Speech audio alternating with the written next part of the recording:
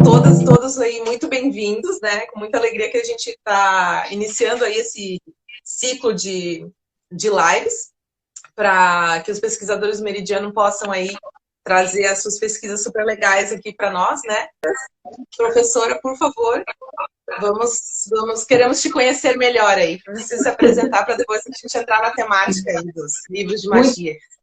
boa noite a todas, a todos, a todes. É um prazer estar aqui conversando com vocês. Eu sou professora do Departamento de História da Universidade Federal de Santa Catarina e junto com a professora Mariana, como a Raíssa falou, eu coordeno o Meridiano. Bom, é difícil falar de si mesma, né? Eu pesquiso história medieval desde a graduação, fiz um mestrado na URGS, na Universidade Federal do Rio Grande do Sul, depois fiz o meu doutorado na Alemanha, na Humboldt, na Universidade Humboldt, em Berlim, e depois, então, passei no concurso aqui na Universidade Federal de Santa Catarina, e desde 2010, então, estamos trabalhando aqui na UFSC. Bom, vamos direto, assim, eu só por cima, assim, a questão da pesquisa. No mestrado eu trabalhei com livros de linhagem portugueses, e trabalhei também com a árvore genealógica, onde havia mulheres fantásticas, ou do imaginário medieval, como que poderíamos chamar de fadas, e como que isso é dentro do projeto político, né, da pessoa que está escrevendo, das famílias que estão colocadas ali dentro do livro de linhagens. O meu doutorado foi a relação interreligiosa, o diálogo interreligioso na Península Ibérica do século XIII, principalmente no reinado do Afonso X.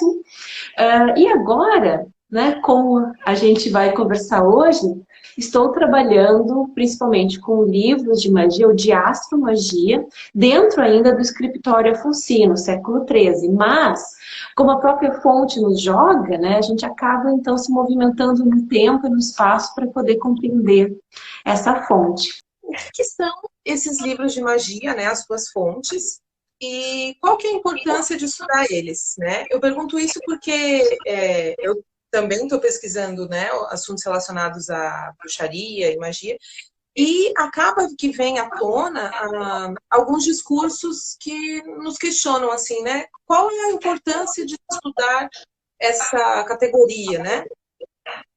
Porque tem gente, até alguns pesquisadores mesmo, que veem, né, percebem questões relativas à magia como temas meio marginais dentro da história, né?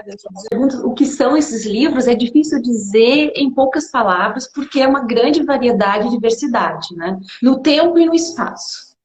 Então, a gente vai ver esses escritos, vamos falar assim, seja em forma de livros, seja em forma de pergaminhos, né, papiros, a gente vai ver em diversas culturas, né, pensando nos 3 continentes, principalmente, né, e por isso está pensando também numa cultura escrita, a gente vai ver tanto na Ásia, como na África e como na Europa. Isso desde a antiguidade. E o que está se considerando se escritos de magia, né? Por que magia e não qualquer outra coisa? Não pode, alguns podem olhar e dizer, isso aqui são escritos sobre magia, outros podem olhar, não, isso aqui é sobre ciência, isso aqui é sobre religião. Então, assim, porque nós que fazemos a separação, né, em categorias, em disciplinas, mas na época essa distinção não fazia muito sentido.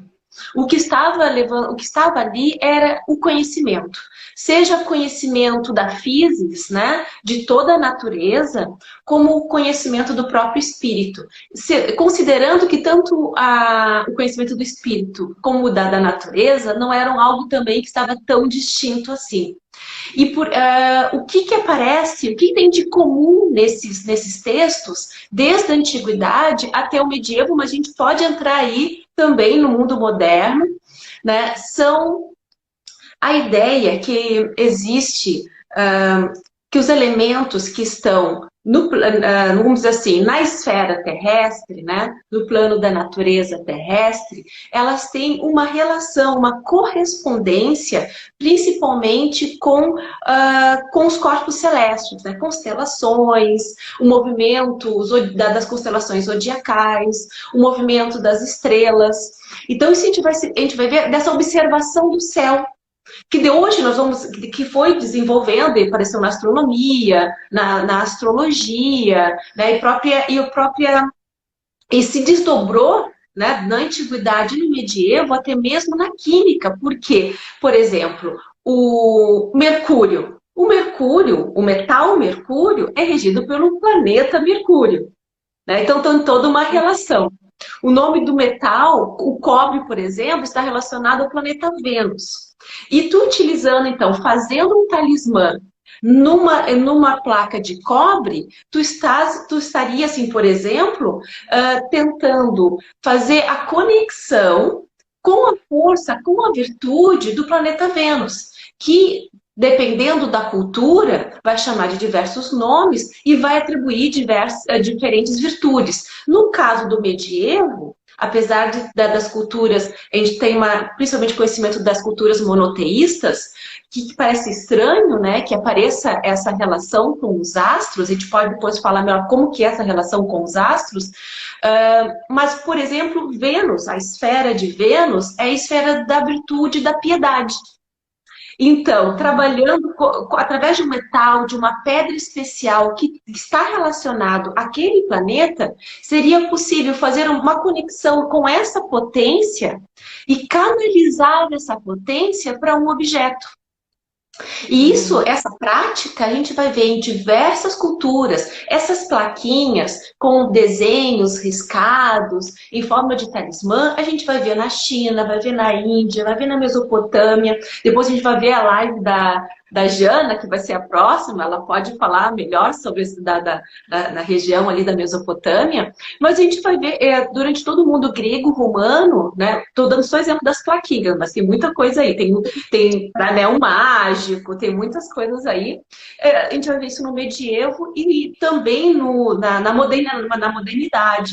Os talismãs cada vez mais vão sendo ritualizados, porque não é sempre o mesmo texto, né? O que tem em comum é essa percepção de uma relação de pedras, metais, animais, cores, incenso, plantas. Então, assim, tudo isso tem uma relação com o plano das esferas celestes. E é através da combinação, e também tem a ver com o tempo, né? Com os dias da semana, com o mês.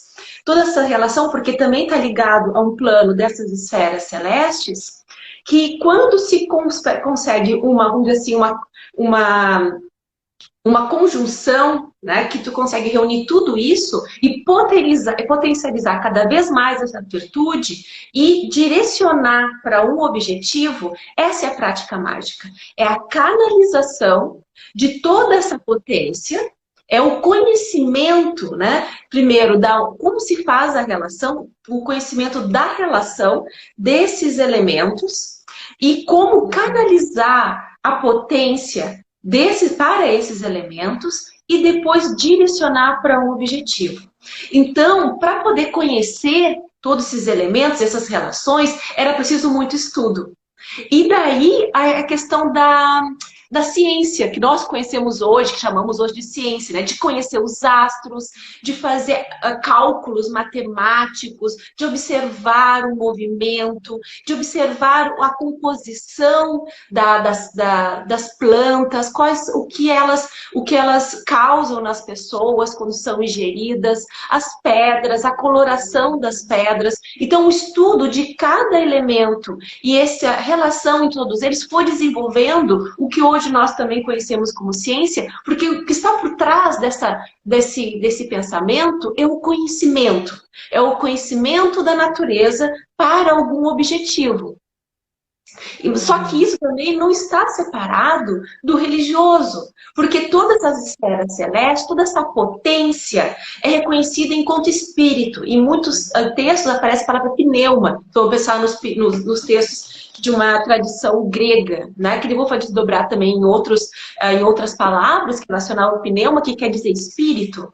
Então, assim, não tem uma distinção nesses textos, pelo menos até o medievo, entre magia, ciência e religião.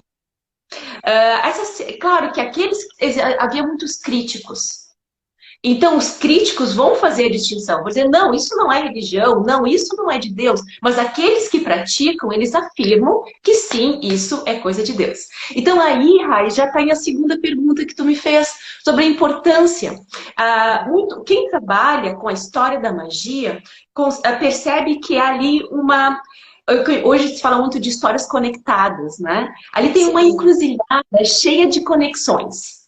Porque a partir dali, tu consegue compreender a cosmovisão de uma época que não faz a separação do conhecimento, seja o conhecimento que nós dividimos como espiritual, científico e mágico, não tem essa separação. Essa separação vai muito no racionalismo.